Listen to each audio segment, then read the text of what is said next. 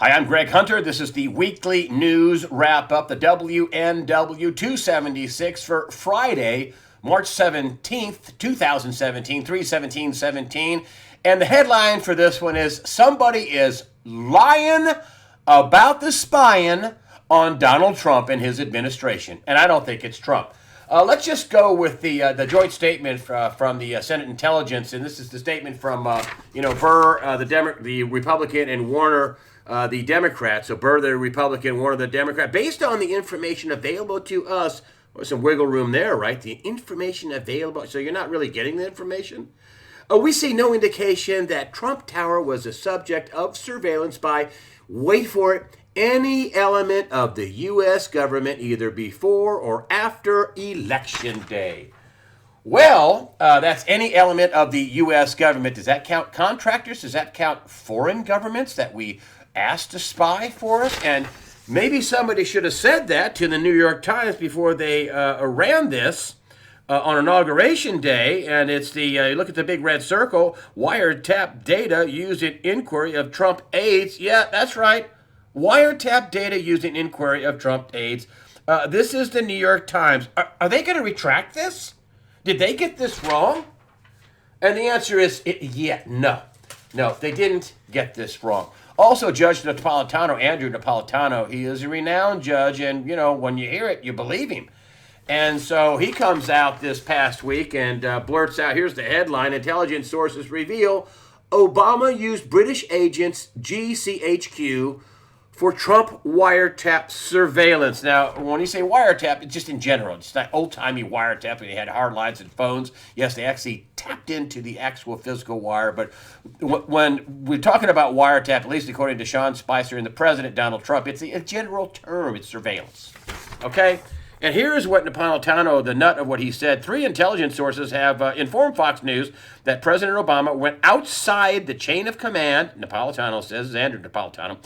He didn't use the NSA, he didn't use the CIA, he didn't use the FBI, he didn't use the Department of Justice. He used GCHQ, that's the British spy agency, the government communications headquarters.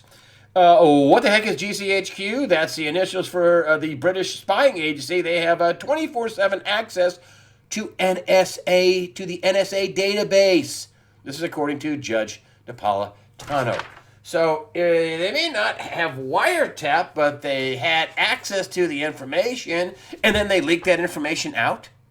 And Obama, before he left office, he allowed, 16, 17 agencies to, basically, transfer information and data to any agency they want to make it as easy as possible to get out information. They also talked about lowering the classification to allow information to get out, so they wouldn't be charged with felonies like what they did with General Flynn. Somebody committed a felony when they leaked out a transcript of his phone call that led to him being, dismissed by the Trump administration. GCHQ, Government Communication Headquarters in the UK, that charges of British wiretapping nonsense and utterly ridiculous. But did you have access to the NSA data, and did you backdoor that information back into other sources and basically surveil Donald Trump through the NSA? I don't know. But I do know this. Somebody is lying about the spying. General Flynn, his conversation was transcripted. Somebody was spying. And remember what this story started out being. This story started out being, the Russians are coming. Donald Trump was colluding with the Russians. Not so much. Totally false statement. And let me just go back to James Clapper. I want to make 2 points here, and this is point number 1. This is James Clapper, the former director of national intelligence on the Obama administration, and he said on Meet the Press a few weeks ago, we did not include any evidence in our report, and I say that's the NSA, the FBI, the CIA, my office, director of national intelligence, that had any reflection of collusion between members of the Trump campaign and the Russians. There was no evidence of that included in our report. The story changed from, oh my gosh, the Trump administration is colluding to the Russians, to how dare he say that the president wiretapped him.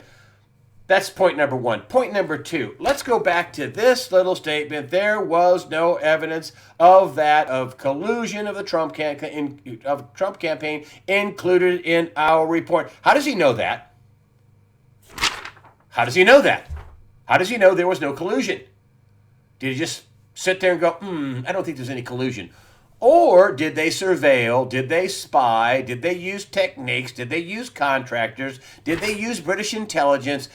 Did they do that and found out they got a nothing burger? Then they released whatever they could to destroy whoever they could. That's sedition. That could be treason. That's felony leakage of confidential and maybe even secret information. Did they all just take a big leap of faith and go, we'll surveil him, we'll come up with something, and they got zero? Because that's what James Clapper says, and he's no fan of Donald Trump. And how does he know there was no collusion? You just, psychic? There's no collusion. Or did they surveil him? Somebody is lying about the spying. John Spicer, White House press secretary, he said in a press conference on Thursday, there was no question there were surveillance techniques used throughout this. He's talking about the 2016 election. And let's be clear about this. Whether it's lying about the spying or the Russians are coming, the Trump administration is colluding with the Russians, lie. Former Obama administration officials and the president himself has set up a shadow government, and this is according to Scott Ulinger, to undermine the Trump administration. The Trump administration is being undermined overtly and covertly. Ulinger, remember in the interview, he's a former CIA station chief in Eastern Europe. He has a lot of experience with this, about the transition of power and how shadow governments were set up, saw it all the time. 12 years of experience. This is what he said this week. You guys should go back and listen to the interview. Yes, I know the audio is a little funky, but I thought what he had to say was so important. I got his interview. Listen to it on your laptop and move the audio up and down. But it's a very powerful interview. And here's what Scott Ulinger, former CIA station chief, said. He says that former President Obama is running his own shadow government. Actually, Obama has set up, and he can call it anything he wants, but effectively it's a shadow government, and it's designed to undercut the legitimacy of the Trump administration. We are in unknown territory here. Boom! That's the story nobody wants to talk about. The undercutting of the Trump administration by former Obama administration officials and the criminal crony class on both sides of the aisle, the old Republicans and the old GOP, trying to undercut the Trump administration because, they like the swamp. They like the mud, especially in the summer. It feels so lovely on their bodies. They love the mud and the mosquitoes and the dirty water. They like the swamp, and they don't want it drained. So with that, we have a Trump budget proposal. It's not really a budget. He really doesn't talk about entitlements, and I think you're going to have to go after the entitlements because they can't keep growing, and we can't keep paying. And that's what I think this whole illegal immigration crackdown's all about. It's about cutting spending, cutting welfare to people who aren't citizens of the United States. Those also happen to be illegal voters for the Democrats, which is why the Democrats are so upset. But, what happens when a good CEO decides, my company's in trouble and I got to fix it, and I got to fix it fast? Yep, you're fired. People are going to get laid off. So here's his budget. We need to fix the defense budget, and they say that there's there's like we're woefully underprepared in our Air Force, in our military, in our readiness for action, for war. He wants to increase the defense budget by 10%, Homeland Security by 7%, and yes, the Veteran Administration, which he campaigned on. These are things he campaigned on: security, rebuilding the defense, and rebuilding and taking care of veterans. And here are the big losers: the EPA. They're getting their budget cut 31%. They're going to lay off at least 3,000 people. The State Department, 28%. And they want to go after, in that budget, and the money going to foreign governments. And also, senators are demanding that the State Department probe into Soros organizations. You know, the Obama administration in the last 4 years supposedly gave out $15 million to George Soros with his open society junk and messing around over in Macedonia and Eastern Europe. And, you know, also he's over here doing the same thing, you know, agitating. Agriculture and labor, both of those departments are going to get 21% apiece if Donald Trump gets his way. Now, you know, there's going to be a lot of pushback on both sides of the aisle because, you know, that swamp feels good. So, you know, that's the problem. That's how a CEO would act. Okay, drastic cuts here, drastic cuts there, drastic cuts there, and this includes the arts and PBS he wants to cut. But it's the end of the world. We have to keep spending, according to Democrats and senators and senators and congressmen on the Republican side of the aisle. They want to spend too. He's going to get his defense spending increases, and we probably need that. But that's the kind of thing that we have going on here, and we also this is against a backdrop of a bloated $20 trillion debt and a pretty doggone weak economy, no matter what Janet Yellen says. So here's Fed head Janet Yellen. She raised interest rates 1/4 point this week, and look at the caption. This is USA Today Money, and this is a ridiculous caption by her. You know, the simple message, the reason why she raised rates 1/4%, why is she raising rates 1/4%? Isn't the economy sucking? Oh, no. She says, the simple message is the economy is doing well. Here, let me get it focused in for you. Let me get it. There we go. The simple message is the economy is doing well. This is Fed head Janet Yellen. The economy is doing well. Really? The economy is doing well. Wait for it. Well, maybe Janet Yellen should have talked to somebody at the Atlanta Fed just hours before they reduced the paltry 1.2% GDP down to just less than 1%, 0.9%. Atlanta Fed slashes first quarter GDP forecast down to just 0.9%, less than 1% hours before the Fed rate hike. We're talking about the economy's grown at less than 1%, and she's hiking interest rates like, well, the simple message here, the economy's doing well. Really? Holy cow. Well, I guess if it was 1.5%, the economy would be taking off like a rocket, right? And, listen, this rate hike of the 10-year Treasury is hanging up there. I thought it would go up higher than it is. It's still, it's about between 2.5 and 2.6%, the 10-year Treasury. Now, if you look at what it was in July, and I brought this up before in 2016, it's 1.5%, 1.46%. That's a big move. That's a 100 basis point move. They've only had two 25 basis point moves in a key rate, the Fed funds rate, the overnight rate that the Federal Reserve has.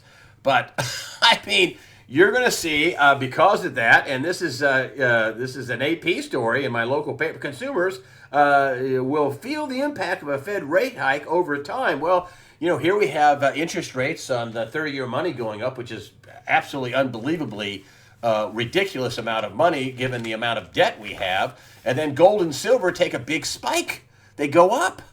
Gold and silver, and Gregory Mannarino was talking about how we're going to have a pullback in gold and silver, and that we're going to pop up. And he says, I think they're going to raise rates 1/4% too, and I think that it's going to be a relief rally, and the market will go up. And sure enough, the very next day it did, and then it sold off after that. But that was Mannarino. He nailed it. And coming up for the early Sunday release, also too, I wanted to point this out. Michael Pinto. He wrote a book about the coming bond market collapse, and he says, we're at the beginning of it right now.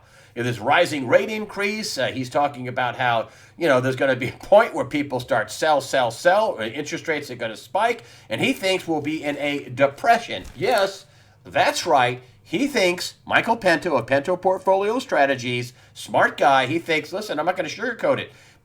We're going to be in a depression. He is the early Sunday release on USAWatchdog.com. You won't want to miss that. And also, too, I wanted to bring up as part of our budget, which wasn't really talked about because it's not really a done deal yet. But here we have, the healthcare battle builds, and that's about all I can tell you. It's just a big battle. Who knows how it's going to shake out? the stories have been reporting that, by 14 million people are going to lose their health insurance benefits. This was reported in several of the publications. But when you read on, you think, well, it'll be 14 million people who will decide they don't really need health benefits. So, in other words, if they can't get it for free, then they won't buy it. So we'll have 14 million people without benefit. Why do we have to give away health benefits to people who don't want to buy it? Why do we have to give it to somebody? They don't want to buy it, but they'll take it for free. And then we'll take all kinds of money from everybody else, to pay for it. Before the Obamacare started, the big lie, the huge policy lie of, you can keep your doctor and you can keep your health insurance plan and you can, it'll be cheaper. Lie, lie, lie, lie, lie, lie, lie. Huge lie. A lot of people had good plans. They were talking to one restaurant CEO that said, before Obamacare, we had a pretty good plan, but it didn't fit. Didn't fit in Obamacare, so we had to quit that, and then we had to shove people into Obamacare, which for some people it was a deal, but for most people it was terrible. It was, as Bill Clinton said, the premiums were going up, the deductibles were going up, and what did he say? It was the craziest thing he's ever heard of. That was Bill Clinton. So, 85, 6, 7% of people thought their health care was pretty good before the debacle of Obamacare. And now the Republicans are doubling down on their own debacle because they just can't get rid of the idea of creating another entitlement. And that's what they're doing. They're creating an entitlement. They're creating a bunch of spending, which will have to have a big bunch of taxation, and that's what the big fight about is in the House of Representatives, and the Senate. I mean, they want the complete repeal, not Obamacare light. That's what some people are calling it, or Ryan Care. They want a complete repeal of it. Why do I feel like we're going to be screwed on this? But I don't know. I hope we're not. They're having a big fight over it. I don't think Donald Trump is going to sign something that's not going to be at least pretty much better than what we had before. But the idea of giving away free stuff to people who won't pay for it, not can't pay for it. Giving away free stuff is outrageous. Travel ban, here we go again. Donald Trump puts out another travel ban from countries that are in shambles. I mean, Yemen doesn't even have a functioning government. Some of these other countries Syria is a disaster. It's unbelievable what's going on, and yet the judge knocks this down. Now, let me tell you something. It is in the purview of the President of the United States to do immigration, period, the end. Remember Elian Gonzalez in the Clinton administration? The Clinton administration lawyers lost at every turn until they finally went to court and they said, hey, listen, the President's purview to decide who can come in the country and who cannot come in the country, no matter what. That is clear case law all the way up to the Supreme Court. And yet they're like, oh, what's really a Muslim ban? And, his tweet said, no, that's outrageous. I mean, that's outrageous. That's total overreach on the judges, on the judicial branch of the government. Complete and total overreach. The president clearly has the right to set the terms of who gets in the country and who doesn't. And one of the things I wanted to bring up is this 1952 Act, the Immigration and Nationality Act. People call it a Muslim ban back then. It was not. It was not a Muslim ban. It claimed it was a ban. The Muslims, from entering in the U.S. in 1952 can be traced back to Chapter 2 on the Public Law 414 as written. And here's what the real ban was. The law bans all aliens who are members or affiliated with organizations that advocate for the overthrow of the U.S. government. It goes on, but wouldn't that fit Al-Qaeda? Wouldn't that fit ISIS? What did the FBI say? That 30% of their cases are from basically refugees that have come into the country that they could not vet? 30%? 300 they're chasing down now? Thank you, Obama administration. The president clearly has the power over who gets in the country. It was that way in the Clinton administration with Elian Gonzalez, and that kid went back to Cuba. And it is that way with the current administration, whether the liberals like it or not. And I know what the liberals want is massive immigration, illegal and legal, so they can get voters. This strikes at the liberals' power. You know, the sanctuary cities, the illegal immigration. You know, all the welfare, the buying votes. That's all at their power base, and that's getting basically groups of people who do not vote for you to take their money to give it to people that vote for them. And this is what the election fraud's all about. This is what this is what in Michigan reports too many votes in 37% of Detroit precincts. This was the Detroit Evening News, hardly a conservative right-wing newspaper. That's just the tip of the iceberg. Just the tip of the iceberg. I will say that one of the things that the USA Today got right this week, and I know I'm pretty hard on them, and this is USA Today. This is 3/15/17, and this just caught me, and I said, that's true. And this is their headline: From Civil War to Global Crisis. We're talking about Syria, and Syria is a mess. Millions displaced, 500,000 dead, and every country on earth is gathering and wanting in on that action. Isn't that where Armageddon, in that area, isn't that supposed to be where Armageddon is? Isn't that kind of biblical? And it's unbelievable. And what the Trump administration, and he campaigned on knocking out ISIS. He campaigned on it. So this shouldn't be any surprise, but they announced 1,000 troops going to Syria, and then 1,000 troops going to Kuwait, and then here we have, could soon double the ground troops in Syria. That's 1,000 plus 1,000, 2,000, and that's just the ground troops. I would say that it probably takes 3, 4, 5 additional people behind that with food and water and air support and naval support, aircraft carriers in the region, supply lines. That's going to be way, way more than a couple thousand people, way more. And my question is always, okay, you knock out ISIS, and then Russia and China and Iran, have control of Syria, and then what happens? Then what happens? And this whole thing, according to a lot of sources, is about a pipeline going through Syria. What, millions are going to die in a thermonuclear war because of a stupid pipeline? I don't know. It's just, that is not getting better. I don't know if that's going to be I don't see that getting better. I see that as being a growing war quagmire, and that's going to run up the budget deficit to unbelievable, especially if we get into a have-to mode where we're going to lose if we don't pour more troops into there. I mean, I don't know. I don't know.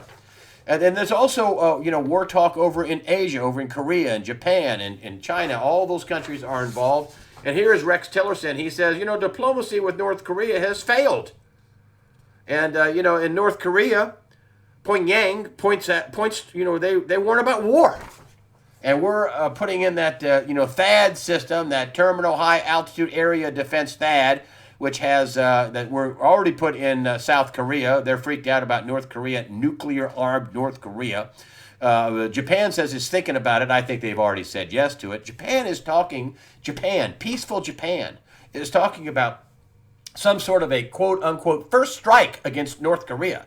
They shot those missiles, multiple missiles towards Japan. They fell harmlessly in the Sea of Japan, but the North Koreans were simulating an attack on U.S. bases in Japan, an attack on Japan. And now Japan is hinting at some sort of first strike against North Korea. Whoa, my goodness.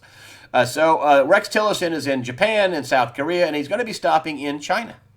And he says that, diplomacy with the North Korea has failed, and this included $1.3 billion given to North Korea in the past, in the last 20 years, and to help cajole them and to try to get them to get into line and not have nuclear weapons. But evidently they spent that on ballistic missiles and nuclear weapons, and they're worried about that they have first strike capability to hit the United States. And they may have it now, or they may have it soon.